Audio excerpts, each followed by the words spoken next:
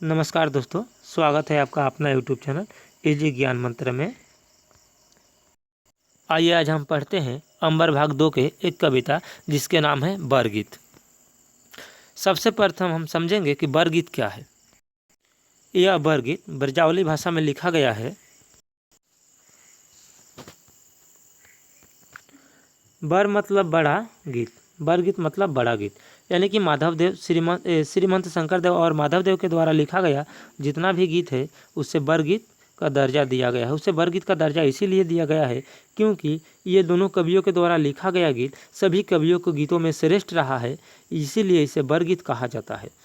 यह बरगीत यह दोनों कवियों ने अपने आप को गीत समझकर ही लिखे थे, परंतु हमारे जैसे पाठक जब इस गीत को पढ़ें, गीत को सुने और समझे तो सभी कवियों के द्वारा लिखा गया कविताओं में यह गीत श्रेष्ठ लगा, इसीलिए इस गीत के आगे बर लगा दिए। तब से इस कविता का नाम पड़ गया बरगीत, यानी कि शंकरदेव और माधवदेव के द्वारा लिखा गया जितना भी गीत है वह सभी गीत बरगीत कहलाता है, यानी कि वह सभी गीत जो है सभी गीतों में यह बरगीत बड़ा रहा है, इसीलिए इसे बरगीत कहा जाता है। तो आइए हम एक एक पंक्ति को समझते हैं।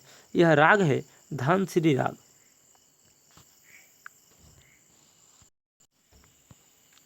पहले पंक्ति में श्रीमंत शंकरदेव कह रहे हैं कि बोलहु राम नाम से मुक्ति निदाना, भय वै तरनी तरनी सुख सरनी, नाही नाही नाम समाना। अर्थात श्रीमंत शंकरदेव पहला पंक्ति में कह रहे हैं, प्रथम पंक्ति में कह रहे हैं भगवान की नाम महिमा का वर्णन किया गया है। शंकरदेव के अनुसार भगवान का नाम ही मुक्ति का कारण बनता है, इसीलिए राम बोलो।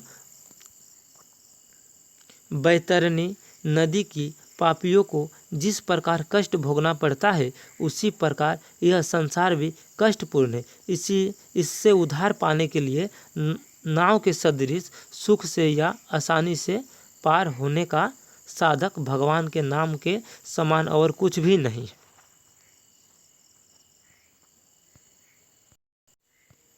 दूसरे पंक्ति में शंकरदेव कह रहे हैं पद में, नाम पंचानन नांदे पलावत पाप दंती भयभीत, बोलीते एक सुनीते सत्य नितरे, नाम धर्म विपरीत। अर्थात शंकरदेव इस दूसरे पंक्ति में कह रहे हैं कि जिस प्रकार सिंह का गर्जन सुन करके हाथी भय से भाग जाता है, उसी प्रकार भगवान का नाम सुनकर भी पाप भय से भाग जाता है।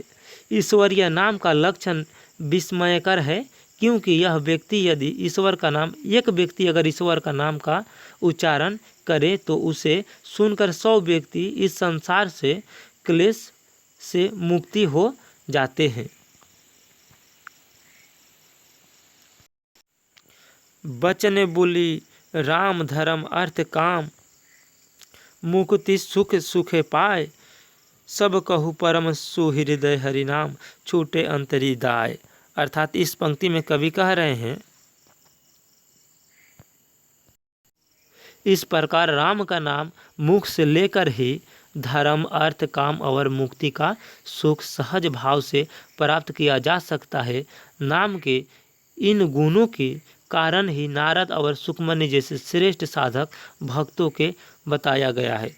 अर्थात यहाँ पर अंतिम पंक्ति में कहा गया है कि नारद सुखमणि राम नाम बिनी, नाही कहल गति आर, कृष्ण किंकर कय छोड़हूँ माया मैं, राम परम तत्व सार। यहाँ पर अंतिम पंक्ति में आप समझते चलिए, यहाँ पर जो अंतिम पंक्ति है, नारद मुक्ति राम नाम बिनी, नाही कहल गति आर, कृष्ण किंकर कय छोड़हूँ माया मैं, राम परम तत्व सार। अर्थात इस पंक्ति में शंकरदेव कह रहे हैं कि नाम के इन गुणों के कारण ही नारद और सुखमणि जैसे श्रेष्ठ साधक भक्तों ने बताया है कि राम नाम के बिना और कुछ भी उपाय संसार से उद्धार पाने के लिए नहीं है। हरि का नाम ही सबके लिए सुहृदय की भांति हित साधक है। इससे अंत तक मृत्यु अर्थात मृत्यु काल तक या यम का दाय दूर होता है।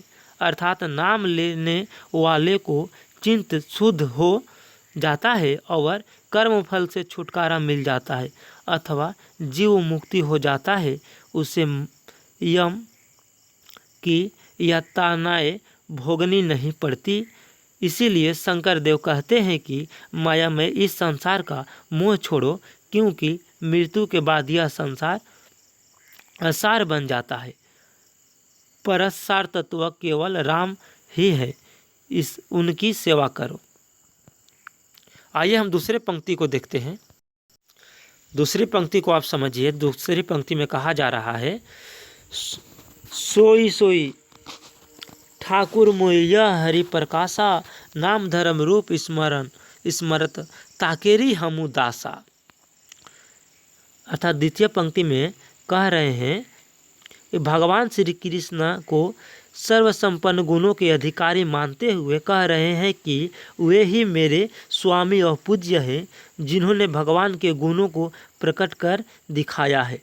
जो भगवान के नाम छोड़ते ही नहीं और भगवान के रूप का ध्यान भी करते ही रहते हैं, उनको मैं दास बन चुका हूँ। इसके बाद जो पद है, पद में कह रहे हैं, पंडित पढ़े शास्त्र मात्र सार भक्ते लिए, अंतर जल छूटकहूँ कमल मधु मधुकर पिए। साये भक्ति ताहे मुक्ति, याहे भक्ति ताहे मुक्ति, भक्ति ये तत्व जाना, यैसे बनिक चिंता मनि जानी गुण बखाना। कृष्ण किंकर शंकर कह भज गोविंद पावे, सोई पंडित सोही मंडित यो हरि गुण गावे। अर्थात इस पंक्ति को आप समझते चलिए, इस पद को आप समझते चलिए। यह तो पंडित लोग केवल शास्त्रों का पाठ ही करते हैं, शास्त्रों के सार तत्व तो भक्त लोग ही ग्रहण कर सकते हैं। अर्थात भक्ति के बिना शास्त्रों का सार तत्व समझ में नहीं आता। वे कहते हैं कि कमल के फूल अपने अंतर के स्थित मधुर रस निकाल देते हैं, परंतु उसका पान कर आनंद लूटने वाला तो मधुकर भंवरे ही होते हैं। भक्ति जिसकी है मुक्ति भी उसी के है। यहाँ पर कहा जा रहा है, या है भक्ति ताहे मुक्ति, यानी कि भक्ति जिसका है मुक्ति भी उसी के है। भक्तों ने यह सार तत्व जान लिया है। जौहरी बनिक जिस प्रकार मूल्यवान जवाहिरात को पहचान कर उसका गुण गाते हैं, भक्त भी उसी प्रकार चिंतामणि भगवान की महिमा से परिचित होकर उनके गुणों का गान करते हैं। कृष्ण के किंकर ये अर्थात सेवक शंकर देव कहते हैं, गोविंद के चरणों में भक्ति करो। जो हरि के गुण गाते हैं वे ही सचमुच पंडित, ज्ञानी तथा विभूषित व यशस्वी कहलाते हैं। तो आशा करता हूं दोस्तों आपको यह कविता समझ में आया हो। अगर कविता समझ में आए तो वीडियो को लाइक शेयर करना ना भूलें और चैनल को सब्सक्राइब करें ताकि आने वाले वीडियो आप तक पहुंच पाए। धन्यवाद।